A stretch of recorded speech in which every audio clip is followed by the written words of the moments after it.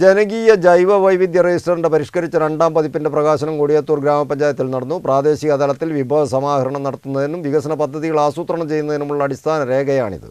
ഗ്രാമപഞ്ചായത്ത് കോൺഫറൻസ് ഹാളിൽ നടന്ന ചടങ്ങിൽ ഗ്രാമപഞ്ചായത്ത് പ്രസിഡന്റ് ദിവ്യ ഷിബു പ്രകാശന കർമ്മം നിർവഹിച്ചു.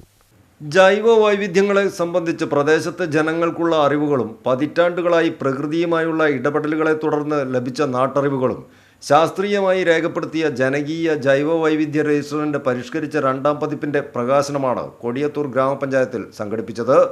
പ്രാദേശിക തലത്തിൽ വിഭവ സമാഹരണം നടത്തുന്നതിനും വികസന പദ്ധതികൾ ആസൂത്രണം ചെയ്യുന്നതിനുമുള്ള അടിസ്ഥാന രേഖയാണിത്. കാലാവസ്ഥാ വ്യതിയാനത്തിൻ്റെ ഭാഗമായുള്ള പ്രളയം, വരൾച്ച, ചുഴലിക്കാറ്റ് എന്നിവ മൂലമുള്ള പരിസ്ഥിതി, ജൈവ ആവാസ വ്യവസ്ഥകൾക്കുണ്ടായ മാറ്റങ്ങൾ ഉൾപ്പെടെയുള്ള വിവരങ്ങളും രജിസ്റ്ററിലുണ്ട്. ഗ്രാമപഞ്ചായത്ത് കോൺഫറൻസ് ഹാളിൽ നടന്ന പ്രകാശന ചടങ്ങിൽ ഗ്രാമപഞ്ചായത്ത് പ്രസിഡന്റ് ദിവ്യ ഷിബു പ്രകാശന കർമ്മം നിർവഹിച്ചു. സെക്രട്ടറി OA അൻസു രജിസ്റ്റർ ഏറ്റുവാങ്ങി. വൈസ് പ്രസിഡന്റ് ഫസൽ കൊടിയത്തൂർ അധ്യക്ഷത വഹിച്ചു.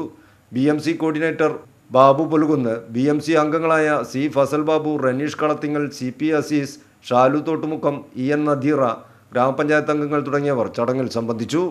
News bureau, Mukkam.